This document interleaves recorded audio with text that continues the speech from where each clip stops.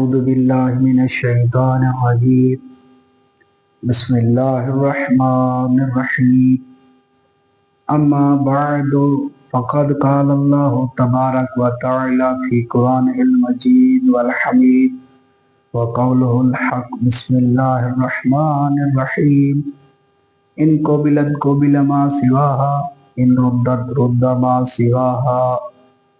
اللہ تبارک و تعالی قرآن مجید میں ارشاد فرماتا ہے کہ جس کی نماز قبول تو اس کے سارے عمل قبول۔ امام حسن عسکری علیہ السلام فرماتے ہیں صلاۃ احدی و خمسین و دیارت الاربعین والتختم فی الیمین و تعفیر فی الجبین و بالجہر بسم اللہ الرحمن الرحیم۔ امام حسن عسکری علیہ السلام مومن کی 5 نشانیاں بیان فرماتے ہیں، جس میں پہلی نشانی کیا بیان فرمائی کہ صلاۃ احدی و خمسین، کہ حقیقی مومن، حقیقی شیعہ وہ ہے کہ جو 51 رکعت نماز ادا کرتا ہے۔ بروز قیامت عزیزان محترم سب سے پہلے نماز کے بارے میں پوچھا جائے گا۔ 1-2 فضیلتیں میں نماز کی بیان کر کر اپنے موضوع پر آتا ہوں کہ حضرت امام جعفر صادق علیہ السلام فرماتے ہیں کہ جو شخص نماز کے لیے کھڑا ہوتا ہے تو اللہ فرشتے منتخب کرتا ہے آسمان پر کہ جاؤ اس پر نیکیوں کا نچھاور شروع کر دو۔ دوسری فضیلت کیا بتائی نمازی کے لیے کہ جب وہ کھڑا ہوتا ہے نماز کے لیے تو اللہ تبارک و تعالی فرماتا ہے فرشتوں کو کہ جاؤ اس کی حفاظت فرماؤ۔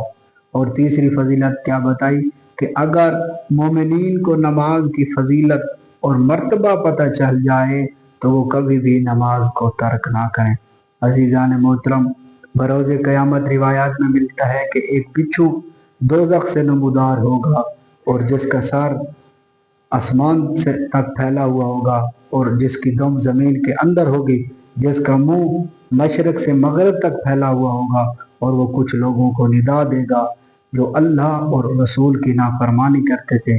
تو جبرائیل پوچھے گا وہ کون سے لوگ ہیں، تو وہ بچھو آواز دے گا کہ وہ لوگ وہ ہیں جو نماز کو ترک کرتے تھے، وہ لوگ وہ ہیں جو شراب پیتے تھے، سود خوری کرتے تھے اور مسجد میں بیٹھ کر دنیاوی گفتگو کرتے تھے۔ ان لوگوں کے لیے وہ سخت عذاب ہوگا۔ عزیزان محترم بے نمازی کی نحوست کا واقعہ ہے کہ حضرت عیسیٰ علیہ السلام ایک گاؤں سے گزر کر رہے تھے تو دیکھا کہ وہ گاؤں سرسبز و شاداب ہے، تو حضرت عیسیٰ نے دیکھا کہ وہاں نہریں بہہ رہی ہیں، تو حضرت عیسیٰ علیہ السلام بہت خوش ہوئے اور چلے گئے۔ چند روز بعد جب حضرت عیسیٰ علیہ السلام واپس اس گاؤں میں آئے تو دیکھا نہریں خشک ہو چکی ہیں، سبزہ خشک ہو چکا ہے، درخت خشک ہو چکے ہیں۔ تو حضرت عیسیٰ نے اللہ سے پوچھا کیا ماجرا ہے؟ جب میں آیا تو یہ علاقہ سرسبز و شاداب تھا لیکن اب خشک ہے۔ تو اللہ نے فرمایا کہ ایک بے نمازی شخص نے اس نہر سے آ کر پانی بھی پیا ہے اور اپنے آپ کو صاف بھی کیا ہے، جس کی وجہ سے اس علاقے پر یہ عذاب نازل ہوا ہے۔ جہاں تک میرا یہ پیغام پہنچ رہا ہے امید کرتا ہوں کہ تمام مومنین مومنات نماز ادا کریں گے اور نماز کو قضا نہیں کریں گے۔ اللہم صلی علی محمد و آل محمد۔